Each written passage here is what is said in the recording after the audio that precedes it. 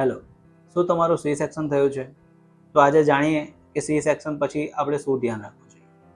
C section પછી basically તમારે 2-3 કલાક સુધી પગ હલતા નથી હોતા. બને એટલા જલ્દી તમારે મોબિલાઇઝ થવું જોઈએ. બીજું, બાળકને 1-8 કલાક પછી ફીડિંગ આપવાની ટ્રાય કરો. જરૂર પડે તો સિસ્ટર અને તમારી સાથે જે રોકાયા હોય તમારા વડીલ એમની મદદ લો.